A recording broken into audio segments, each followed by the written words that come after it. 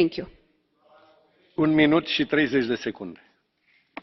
Annual report reiterates Parliament's call for the EU institutions and Member States to place human rights at the centre of our relations with all third countries, including strategic partners. But Parliament continues to be bluntly disregarded, and not just in Syria and Iraq, as Lamia and Nadia today pointed out.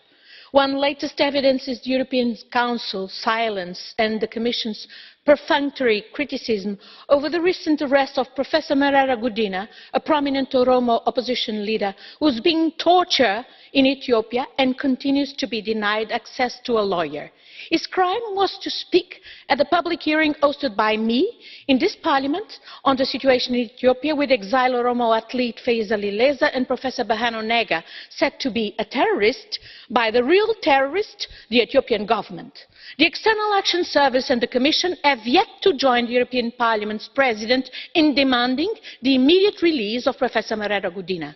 The EU cannot be credible about human rights and the rule of law when it prepares to further finance, via the Migration Compact, the undemocratic regime in Ethiopia, already Africa's top recipient of our development aid, a country under state of emergency where thousands of peaceful protesters were massacred, assassinated, or languish in jails crowded with journalists and other prisoners of conscience, a country from which thousands have to flee as refugees and migrants. 88,000 this year alone into war-ravaged Yemen, according to UNHCR. How many Ethiopian citizens will have to die, and how will Ethiopia have to come close to civil war to end the EU's complicity with this brutal and callous dictatorship? Piotrowski, 1 minut. Mr. Piotrowski.